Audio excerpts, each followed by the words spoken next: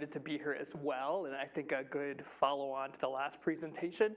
I'm from Hope Lab here in the Bay Area. We're a social innovation lab that creates products to improve the health and wellness of young people. And what I'm really excited to talk to you about today is some of the work we've been doing most recently in the maternal child health space. And how we're aiming to develop products to really help those most vulnerable, low-income, first-time moms. And so, again, Hope Lab is based in San Francisco. One of the things we're known for is a video game we created many years ago called Remission, which was actually all about patient adherence as well. It was about helping young people with cancer really get behind why they weren't taking their medications and get them to understand why chemotherapy is so important to them. And we've taken the work from that stage and now apply it and really think about where could we have big outcomes at scale. And in particular, in the area of maternal child health, we partner with organizations to see where they already have a distribution model and a mechanism. And the group we chose initially to work with is called Nurse Family Partnership. They're a national nonprofit organization that pairs a low-income first-time mom with a home visiting nurse. And that nurse goes out and visits the mom throughout her pregnancy and all the way up to the child's second birthday. And the outcomes from this program are really remarkable in terms of reductions in preterm births, in terms of improvements in overall health for both the baby and the mom, and in terms of their just life trajectories, actually, longitudinal studies that have been looked at many, many years later. The impact for both the child and the mom is pretty profound. But they have not leveraged technology in this program. And increasingly, the moms in this program, who are digital natives mostly, are wondering why isn't there more through my mobile devices, through SMS and texting and other mechanisms. And there's got to be better ways to engage me than the ways these big paper binders that the nurses bring to the sessions with the moms. So in 2016, we teamed up together to answer the question, how can we use technology to really amplify the impact and scale of this program. This program currently serves at any given moment. There's about 30,000 families around the US that are served by this, by about 250 independent implementing agencies, mostly in departments of public health, sometimes in other nonprofits and hospitals. But they really want to grow beyond that. And the population that could be served by a program like this is probably at least double or triple that number, perhaps even more.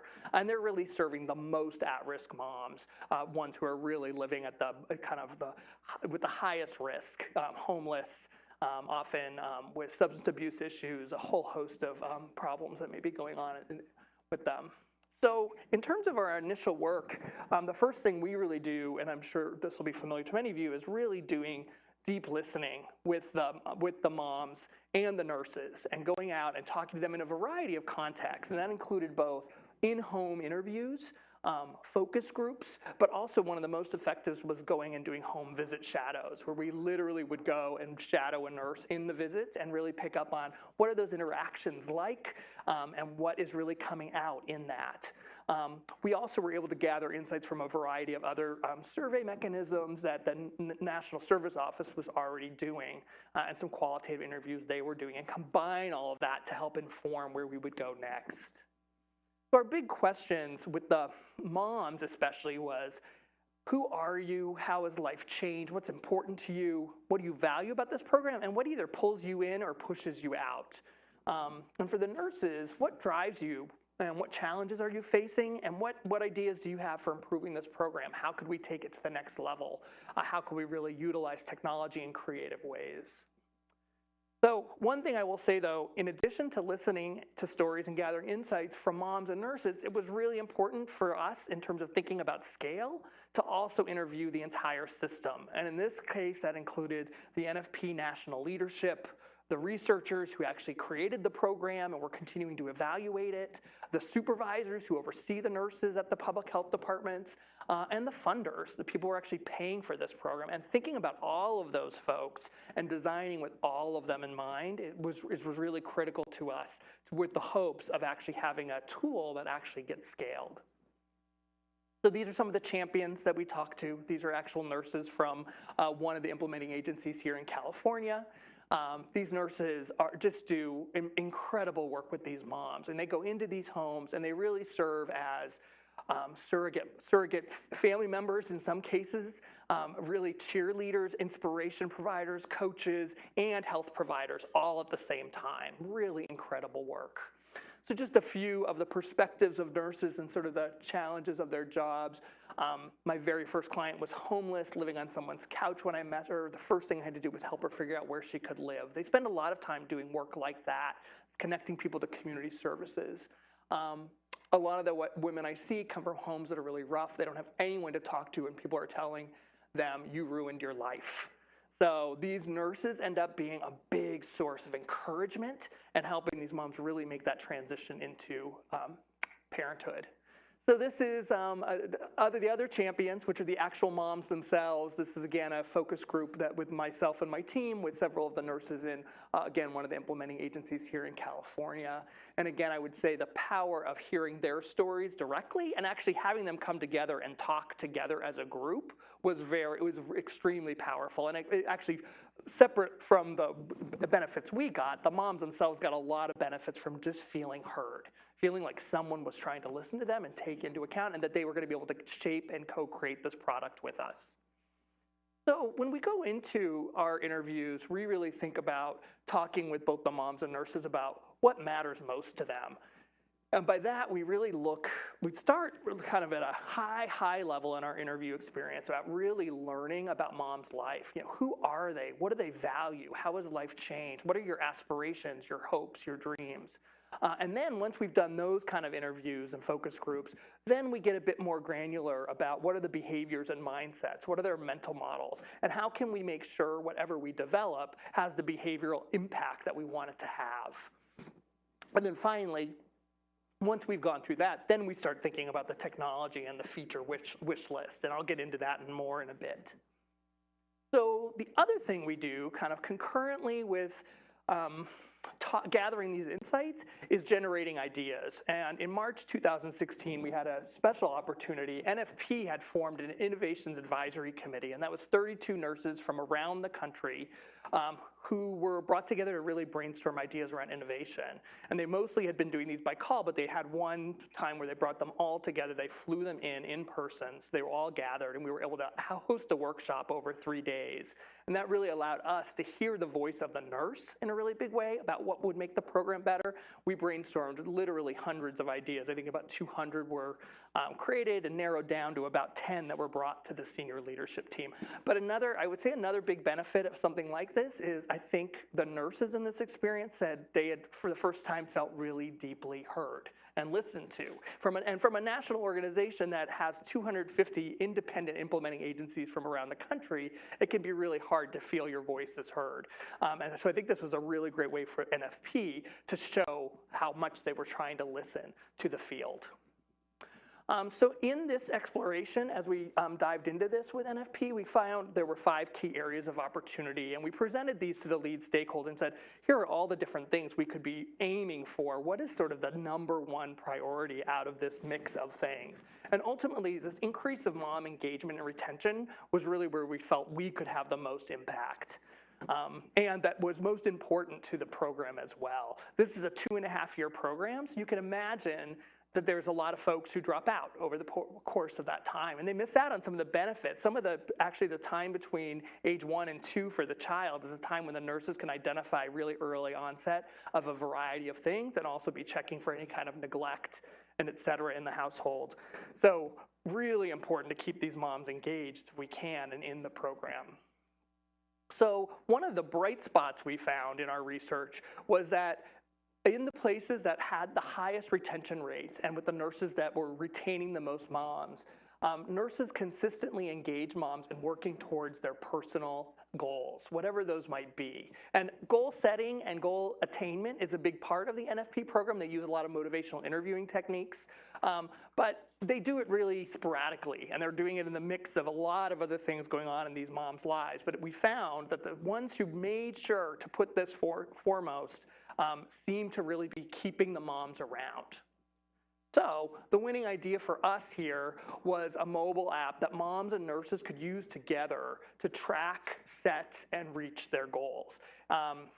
And I totally agree that with the former speaker that an app alone is not the only answer, that there's a lot of other pieces around SMS especially that these moms are really interested in. This is sort of one of the ways we're entering it right now, and I think we'll be building off of that.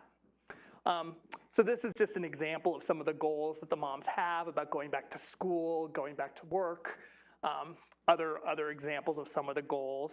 But why an app? And it was a hard thing for NFP as a whole to sort of embrace this idea of technology for a company that's not in the past really leveraged it in that way.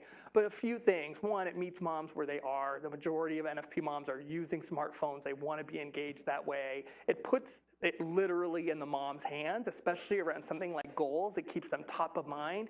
It also allows them to go paperless. Trying to track goals on paper sheets that can easily get lost in the shuffle and that are hard for both the nurse and mom to keep track of, having an electronic version to do that felt like a really important piece. So what does the app do and how did we get there? We went through a series of how might we statements, and a variety of, to try to figure out how we might solve for a whole variety of problems. And ultimately, that then led us to co-design sessions with moms themselves. So we did about 12 to 15 in-person co-design sessions directly with these moms and with their nurses as well, and sometimes together, sometimes in separate sessions. Really to understand both what they would like in this app and getting narrower and narrower about the feature set. So what were the must-have features? We brainstormed a bunch. There were probably 30 plus.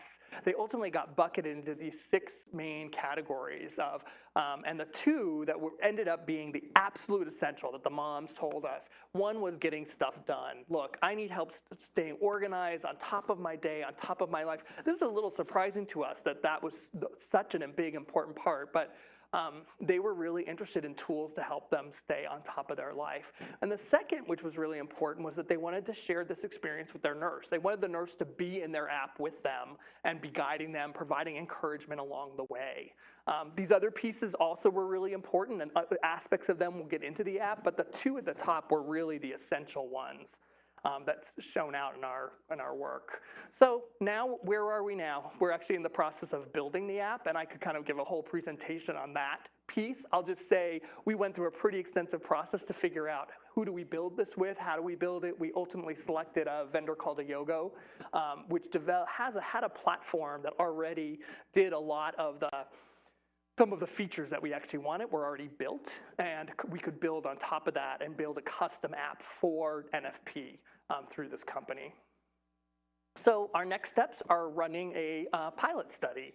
And why do a pilot study? So again, to the previous speaker's comments, you know, we are both Hope Lab and NFP. We're both evidence-based companies.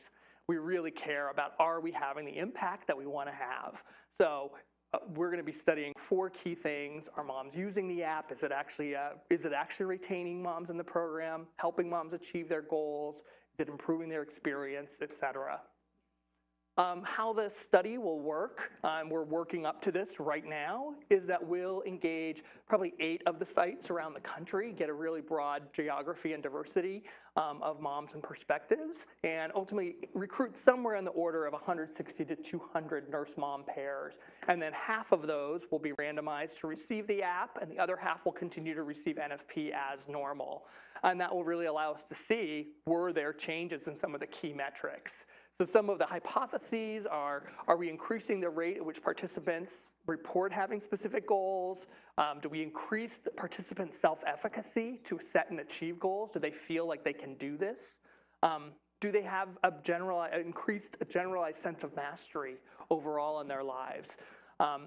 Enhanced satisfaction and enhanced participant engagement as well. And there's a variety of ways we'll answer those research questions, including surveys that we'll do at 4 different time points. We'll query the NFP database as well, which will give us some really interesting data on did the moms actually go to their appointments and how engaged were they in those appointments, and that's already data NFP collects. And then we'll look at app usage as well and collect all that data and bring that all together to do the assessment in the end. So this, just to kind of close, this is our long-term plan and where we are, and hopefully by this time next year, we will be through the efficacy study and I'll actually be able to share where we are in terms of whether this worked or not, and what the plans, next steps are for how we've now set it up to be scaled and rolled out to the 250 sites and to the thousands of families that NFP sees. Just finally, a couple of quotes from the leadership at both organizations about just how excited they are about this next stage in an evolution for both Hope Lab and for NFP. That's it. So I think we have a few minutes if.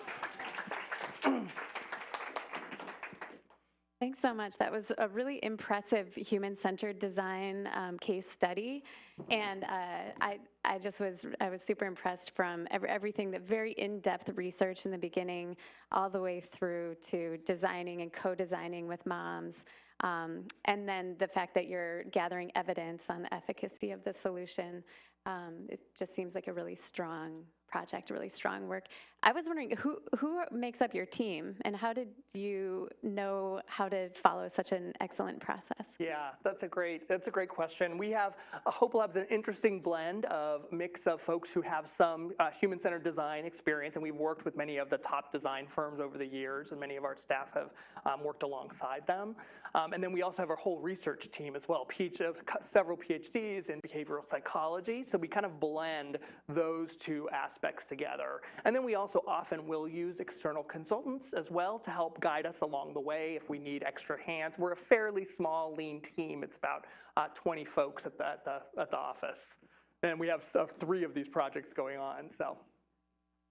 Okay, I'm going to run a microphone up to you, Bonnie.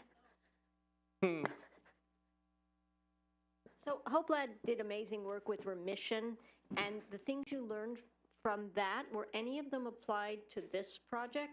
Absolutely. I mean, I think just the human-centered design piece alone, I mean, in developing remission, the very first game, that was sort of before people were even talking about human-centered design and patient-centered design. But Pam Omidyar, who's our founder and funder, she was really committed to patients being at the center, and that hearing their voices, and that the young people with cancer themselves had to drive that product and had to be in the main frame of whatever we were doing. And that has continued to ripple out in all of our work, and I think speaks to exactly, and I think also the reverse engineering, where we really think hard about what's the health outcome we're after, then what's the behavior change that would affect that health outcome, and then what's the psychology that affects that behavior, that affects the health outcome, and then what's the technology that will have the ripple effect. So I think that is exactly the model we've taken forward in this work. Does anyone else have a question? Okay.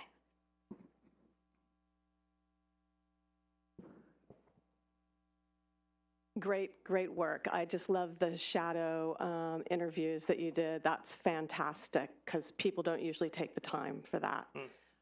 One question, when you implement the app, when it's being used with the moms, are you going to be doing iteration cycles where you're going and seeing how they use it? Are you going to bring them into the development? That is a great question. So we're phasing our research. So the first thing we're going to do, and it's actually going to happen very soon, I'm gearing up for it, is a usability study where we actually do an initial pilot with one site with just 40 moms randomized. So it allows us to both test out the study, all the study pieces, as well as the app itself, and figure out, are there ways we can optimize this before we get it into the larger efficacy trial. Then post-efficacy trial, I think there will be a ton of learning then too, and what do we do to optimize it for the next round of scaling? And then I think it's about us training NFP and the way we partnered them with Ayogo too, I'm hoping that they're able to kind of continue that process forward.